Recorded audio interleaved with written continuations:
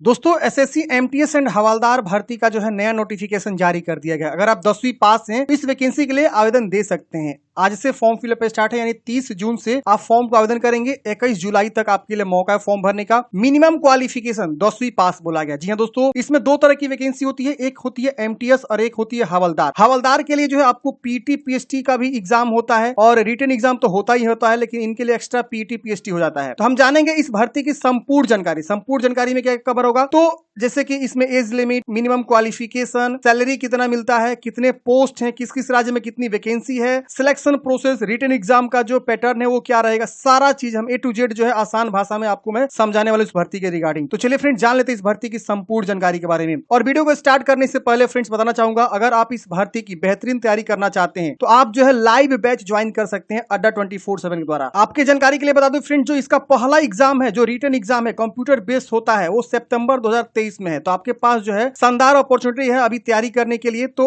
अड्डा 24/7 जो है आपके लिए लेकर आ चुका है एसएससी एमटीएस एंड हवलदार महापैक, जिसमें जो है आपको 24 महीने की वैलिडिटी होगी। अगर आप 2 दिन के अंदर जो इस कोर्स को लेते हैं तो 12 + 12 मंथ की वैलिडिटी रहेगी। इसमें जो देखिए 500 घंटा ऑनलाइन लाइव क्लासेस आपको यहाँ पे रहने वाले हैं। 533 टेस्ट सीरीज आपको इसके साथ इंक्लूड फ्री है और 138 ई बुक भी मिलेगा और पहले से जो है रिकॉर्डेड वीडियो भी आपको यहाँ पे देखने को मिलेंगे। तो अगर आप इस बैच को लेना चाहते हैं तो आप जो है कूपन कोड अप्लाई करेंगे। कूपन कोड कैसे अप्लाई करना है जिससे आपको काफी भारी डिस्काउंट मिल सकता है, इसके लिए आपको यहाँ पे व्यू ऑफर पे क्लिक करना है। यहाँ पे एक कूपन कोड आपको यूज करना है DSH77। इतना आप लिख के जैसे अप्लाई पे क्लिक करेंगे ना, ये बैच देखिए 919 रुपए का हो जाएगा। तो फ्रेंड्स मैंने जो है डिस्क्रिप्शन बॉक्स में और कमेंट बॉक्स में जो है इसका लिंक दे दिया है, आप चेक कर सकते हैं और इस बैच को बाई कर सकते हैं। मात्र 919 रुपए में समझिए 2 साल आपको पढ़ना है। ये जो ऑफर है वो मात्र जो है 2 जुलाई तक है। तो अगर आपको ये बैच लेना है डबल वैलिडिटी के साथ तो अभी आप जो है इसे बाई कर सकते हैं। अगर 2 जुलाई के बाद बाई करते हैं तो फिर आपको सिर्फ और क्लास की वैलिडिटी हो जाएगी 12 मंथ के लिए। तभी आपके पास शानदार अपॉर्चुनिटी है, आप ज्वाइन कर सकते हैं। ज्यादा जानकारी के लिए आप जो है डिस्क्रिप्शन बॉक्स में दिए गए लिंक को चेक करिए। अब आइए जानते हैं इसकी संपूर्ण जानकारी के बारे में। तो देखिए मैंने आपको स्टार्टिंग में ओवरऑल जानकारी बता दिया कि 30 जून से जो है 21 जुलाई तक फॉर्म भरे जाएंगे और अगर आप फॉर्म भरने में कोई भी गलती कर देते हैं तो करेक्शन विंडो भी इनके द्वारा प्रोवाइड होगा 26 जुलाई से लेकर 28 जुलाई तक, और एग्जाम जो है सितंबर में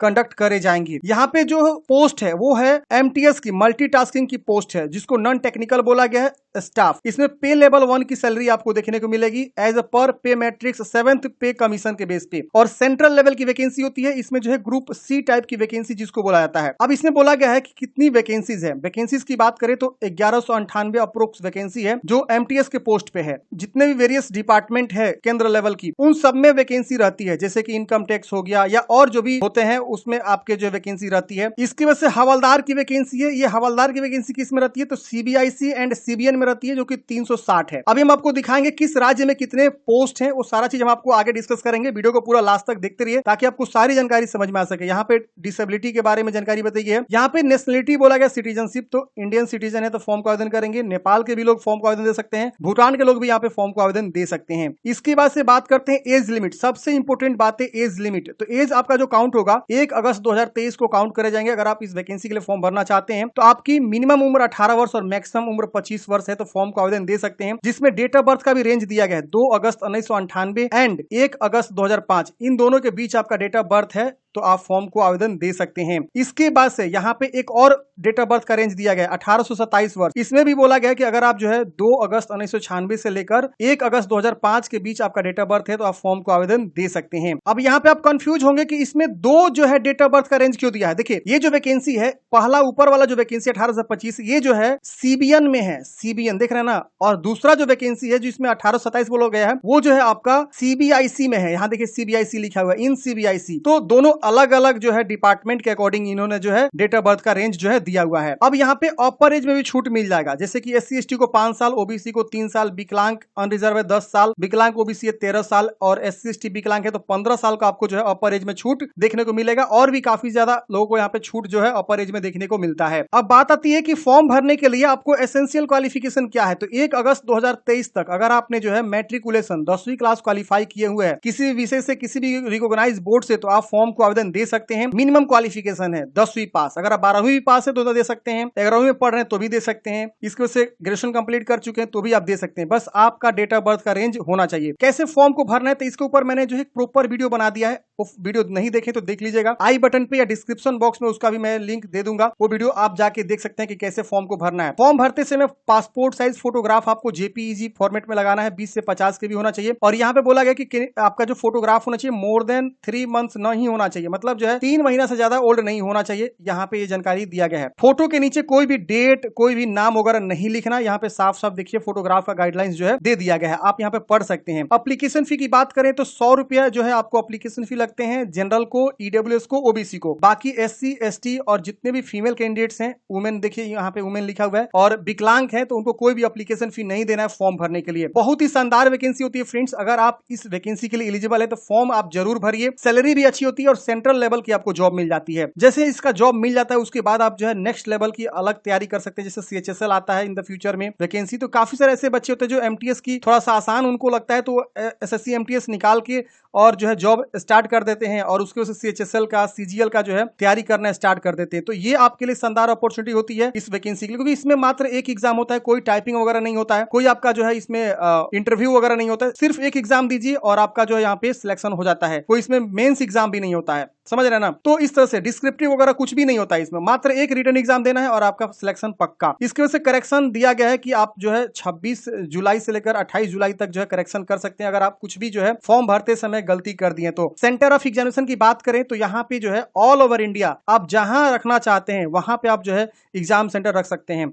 यहाँ पे देखिए सेंट्रल रीजन में आपको एग्जाम सेंटर, इतने सारे एग्जाम सेंटर है, देख रहे हैं ना, यहाँ जहां मन करे वहां आप रख सकते हैं। जब फॉर्म भरेंगे ना वहां 3 प्रेफरेंस आपको जो है एग्जाम सेंटर का आएगा, 3 प्रेफरेंस आप जहां नियरेस्ट लगे वहां आप दे सकते हैं। तो ऑल ओवर इंडिया हर एक राज्य में जो है आपको एग्जाम सेंटर देखने को मिल जाते हैं। अब बात आती है स्कीम ऑफ एग्जामिनेशन, सबसे इंपोर्टेंट बात है। तो देखिए बोला गया है कि कंप्यूटर बेस्ड आपका एग्जाम होगा। अगर एमटीएस के लिए फॉर्म भरेंगे सिर्फ तो आपको जो है कंप्यूटर बेस्ड एग्जाम सिर्फ होगा। अगर आप जो है हवलदार के लिए फॉर्म भरते हैं तो आपका रिटन एग्जाम के साथ साथ पीटी पीएसटी भी होता है। जब आप फॉर्म भरेंगे ना तो वहां पे आपको पोस्ट की प्रेफरेंस देनी होती है। पोस्ट प्रेफरेंस में वहां शो होता है कहां कहां किस राज्य में किस किस जो है सिटी में वैकेंसी है। हवलदार वाले में जो है स्टेट नहीं शो करता है, वहां पे सिटी शो होता है कि इनके जहां भी सीबीएन या सीबीआईएन ऑफिस है वहां का जो है वो जो है सिटी का नाम दिखाता है, ठीक है ना। जैसे लखनऊ हो गया, पटना हो गया, रांची हो गया, इस तरह से उनका जो है दिखाता है हवलदार वाले पोस्ट में। तो आप प्रेफरेंस देंगे वहां पे, जैसे कोड होता है, मान लीजिए सपोज जो है दिल्ली का कोड जो है 22 है, तो आप दिल्ली का कोड 22 वहां डाल देंगे तो आप दिल्ली के लिए जो है फॉर्म ने आवेदन कर दिया, और वहां लिखा रहता है कि दिल्ली एमटीएस के लिए क्या कोड है और दिल्ली हवलदार के लिए क्या कोड है, या बिहार के लिए एमटीएस के लिए क्या कोड है और पटना हवलदार के लिए क्या कोड है। तो वो कोड आप दे देंगे प्रेफरेंस में, तो आप उसके लिए अप्लाई कर दिए हैं, समझ रहे हैं ना। तो आप वीडियो नहीं देखे तो देख लीजिएगा, उसमें मैं सारी जानकारी बता दिया हूं। तो आपको इस तरह से जो है सिलेक्शन होता है। अब बोला गया है कि कंप्यूटर बेस्ड जो एग्जाम होगा आपको हिंदी इंग्लिश दोनों लैंग्वेज में होगा, इसके साथ साथ जो 13 अदर रीजनल लैंग्वेज में भी आपको यहाँ पे एग्जाम होते हैं। तो अच्छी बात है, ये देख सकते हैं यहाँ पे आसामी, मलयालम, कोनकी, मराठी, ओडिया, पंजाबी, अगर आप इस सब राज्य से आते हैं तो अपना लैंग्वेज भी आप दे सकते हैं कि किस लैंग्वेज में आपको एग्जाम देना है। फॉर्म भरते समय पूछा जाता है, अब बताइए कौन से लैंग्वेज में एग्जाम देना चाहते हैं।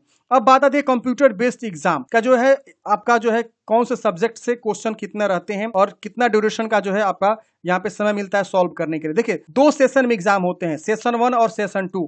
यहाँ पे सेशन 1 में न्यूमेरिकल एंड मैथमेटिकल एबिलिटी से जो है 20 क्वेश्चन रहेंगे 60 मार्क्स के। इसको से reasoning ability and problem solving से 20 क्वेश्चन 60 मार्क्स के। अब यहाँ पे बोला गया 45 मिनट आपको समय यहाँ पे मिलता है। अगर कोई बंदा जो है स्क्राइब्स लेता है तो उनको 60 मिनट मिलता है, मतलब विकलांग वाले के लिए 60 मिनट एक्स्ट्रा समय 15 मिनट मिल जाते हैं। तो आपको ये 45 मिनट ध्यान देना है, ये आपको क्वेश्चन सॉल्व करने हैं। जैसे ही आप सेक्शन 1 का जो है क्वेश्चन सॉल्व कर देंगे और इसका समय 45 मिनट खत्म हो जाएगा, तुरंत जो है सेशन 2 आपका स्टार्ट हो जाएगा उसी समय ऑन द स्पॉट। सेशन 2 जो है जनरल अवेयरनेस 25 क्वेश्चन 75 मार्क्स के, और इंग्लिश लैंग्वेज एंड कॉम्प्रिहेंशन से 25 क्वेश्चन 75 मार्क्स के। इसमें भी आपको 45 मिनट का समय आपको मिलता है। तो सबसे पहले सेशन 1 आपको शो होता है स्क्रीन पे, जैसे आप एग्जाम सेंटर में बैठते हैं, उसके बाद से सेशन 2 जो है तुरंत स्टार्ट हो जाता है। अब यहाँ पे जो है आपको बोला गया कंप्यूटर बेस्ड एग्जाम होगा और 2 सेशन रहेगा, सेशन 1 एंड सेशन 2, और सेम डे में आपका दोनों सेशन का एग्जाम हो जाएगा, यहाँ लिखा हुआ है साफ साफ। और जो बोला गया कि not attempting any session will be disqualify, अगर दोनों में से कोई भी सेशन आप छोड़ देते हैं या दोनों ही नहीं अटेम्प्ट करते हैं तो आप जो डिस्क्वालीफाई हो जाएंगे, ठीक है। अब यहाँ बोला गया कि objective type multiple choice questions होते हैं और हिंदी इंग्लिश और 13 रीजनल लैंग्वेज में आपको क्वेश्चन वहां शो होते हैं। There will be no negative marking in session 1 जो है उसमें कोई निगेटिव मार्किंग नहीं है, लेकिन session 2 there will be negative marking. मतलब सेशन 2 वाले जो क्वेश्चंस हैं उसमें आपका निगेटिव मार्किंग, मतलब ये सेशन 1 का जो आपका रहेगा इसमें नो निगेटिव मार्किंग और सेशन 2 में आपका निगेटिव मार्किंग है। इसके से बोला गया कि मेनी फेजेस में होंगे एग्जाम, तो नॉर्मलाइजेशन जो है यूज करे जाएंगे और जैसे आप एग्जाम दे देंगे उसके कुछ ही दिन बाद जो है आंसर की भी जारी होगा, तो आंसर की आप मिलान भी कर सकते हैं। इसकी वजह से अब यहाँ पे डिटेल में सिलेबस दिया गया है। सिलेबस जो कंप्यूटर बेस्ड एग्जाम होगा, जैसे कि न्यूमेरिकल एंड मैथमेटिकल एबिलिटी से हम कहाँ से जो है किस जो है टॉपिक से क्वेश्चन रखते हैं, यहाँ पे डिटेल में जो है सिलेबस आपको दिया गया। आप पढ़ लेंगे, reasoning ability and problem solving से क्वेश्चन रहते हैं, जनरल अवेयरनेस से कहाँ से पढ़ने होते हैं आपको, ये जो है टॉपिक यहाँ पे इन्होंने दे दिया इंग्लिश लैंग्वेज कॉम्प्रिहेंशन से। इसके बाद आता है अगर जो बंदा हवलदार से आवेदन करेगा, तो देखिए रिटन एग्जाम दोनों के लिए है, हवलदार और एमटीएस के लिए, लेकिन अगर कोई एमटीएस का फॉर्म भरा है तो उनको जो है पीटी पीएचडी नहीं देना, सिर्फ हवलदार पोस्ट पे जो है पीटी पीएचडी का जो है एग्जाम होगा। अब यहाँ पे पीटी का जो एग्जाम होगा वो वॉकिंग होगा 1600 मीटर 15 मिनट में, फीमेल कोई है तो 1 किलोमीटर 20 मिनट में उनको जो है वॉकिंग करना है। और उसके वजह से फिजिकल स्टैंडर्ड टेस्ट हाइट भी आपकी नापी जाती है। तो देखिए हाइट बोला गया मेल के लिए 157.5 सेंटीमीटर और चेस्ट बोला गया है 81 सेंटीमीटर, फुलाना आना चाहिए, ठीक है ना, एक्सपेंडेबल होना चाहिए 5 सेंटीमीटर 81 के बाद। अब यहाँ रिलैक्सेशन है 5 सेंटीमीटर का किनको, तो जो असामी है, गोरखाज है और यहाँ पे एसटी से आते हैं उनको 5 सेंटीमीटर का रिलैक्सेशन मिलेगा, यानी 152.5 सेंटीमीटर हो जाएगा अगर वो मेल है और एसटी से आते हैं और इन सब जगहों से आते हैं। तो फीमेल के लिए हाइट 152 सेंटीमीटर है और 2.5 सेंटीमीटर रिलैक्सेशन है गढ़वालीज असामीज के लिए, गोरखा के लिए और एसटी कोई फीमेल है तो। और इनका जो है वेट नापा जाता है 48 केजी कम से कम होना चाहिए। अब यहाँ पे नीचे में जो है ज्यादा कुछ जानकारी नहीं शेयर किया गया। अब आपको एनेक्सर वगैरह यहाँ पे जानकारी दिया गया है, हाउ टू अप्लाई वगैरह की जानकारी दिया गया है। आप यहाँ पे पढ़ना चाहते हैं तो पढ़ सकते हैं। बाकी मैंने ओवरऑल जानकारी यहाँ पे आपको दे दिया है और इन्होंने जो है नीचे में देखिए बताया है कि कैसे फॉर्म को भरना है। तो इसके लिए मैंने प्रॉपर एक वीडियो बना दिया कि कैसे फॉर्म को भरना है। अगर आपको जानना है कि कहाँ पे कितनी वैकेंसी है तो इसी में आप नीचे आएंगे ना, तो यहाँ पे इन्होंने जो है वैकेंसी के बारे में दिया हुआ है, लेकिन सिर्फ और सिर्फ यहाँ पे हवलदार के लिए इन्होंने वैकेंसी को दिखाया हुआ है। देखिए यहाँ पे जो है यहाँ पे इन्होंने जो है जहां इनके कैडर कंट्रोल अथॉरिटी है, सीसीए जहां है, जैसे औरंगाबाद है, बेंगलुरु है, भोपाल है, भुवनेश्वर है, चंडीगढ़, चेन्नई, दिल्ली, गोवा, गुवाहाटी, हैदराबाद, जयपुर, कोलकाता, लखनऊ, मुंबई। तो मैंने आपको बताया ना सिटी का नाम आता है हवलदार वाले पोस्ट में। तो यहाँ पे दिया गया कि कहाँ पे कितनी सीटों को दिखाया गया, किस किस कैटेगरी में कितनी सीटों को रखा गया। तो 360 पदों पे जो है हवलदार की वैकेंसी है। वही अगर आप एसएससी एमटीएस की ऑफिशियली वेबसाइट पे आएंगे तो इनके द्वारा जो है एक और नोटिस को शेयर किया गया है, मैं आपको दिखाता हूँ। यहाँ पे इन्होंने दिया है tentative vacancy for MTS and havildar examination 2023। तो टेंटेटिव वैकेंसी भी आ चुका है कि एमटीएस के कितने पद कहाँ रखे गए हैं। जैसे उस नोटिफिकेशन पे क्लिक करेंगे तो यहाँ पे देखिए जो है बता दिया गया कि एमटीएस की कहाँ कितनी वैकेंसी, जैसे कि पंजाब में कितना, जम्मू कश्मीर में, चंडीगढ़ में, हिमाचल प्रदेश में कितनी वैकेंसी, स्टेट वाइज या और रीजन वाइज भी इन्होंने जो है दे दिया कि एनआर में, सेंट्रल रीजन में उत्तर प्रदेश बिहार आते हैं तो मात्र 13 वैकेंसी है सेंट्रल रीजन में। ईआर में देखिए यहाँ पे 160 वैकेंसी है, इसकी वजह से एनईआर में 42 वैकेंसी है और उस जो है रीजन में कौन कौन से स्टेट आते हैं और उस स्टेट में कितनी वैकेंसी, सारा चीज यहाँ पे दिया हुआ है, आप चेक करेंगे। और फॉर्म भरते समय पोस्ट प्रेफरेंस जो आपको देना है इसी के अकॉर्डिंग देना है कि कहाँ पे कितनी वैकेंसी है, उसी के अकॉर्डिंग आप जो पोस्ट प्रेफरेंस पहला, दूसरा, तीसरा ऐसे आपको रखना है। जहां ज्यादा वैकेंसी उसको पहले रख सकते हैं, फिर ऐसे करके जो है आप रख सकते हैं। आप चाहें तो ऑल इंडिया का भी देना चाहते हैं तो दे सकते हैं, इसमें कोड आता है, उस कोड के अकॉर्डिंग जो है आप ऑल इंडिया को भी सिलेक्ट कर सकते हैं। तो उम्मीद करता हूँ फ्रेंड्स आपको जानकारी समझ में आ गया होगा। आपके मन में कोई भी डाउट्स है, कमेंट बॉक्स में पूछ सकते हैं और लास्ट डेट का इंतजार मत करिएगा, जितना जल्दी हो सके उतना जल्दी फॉर्म को भर लीजिए क्योंकि लास्ट में वेबसाइट जो है स्लो हो जाता है। मिलते हैं नेक्स्ट वीडियो में, जय हिंद।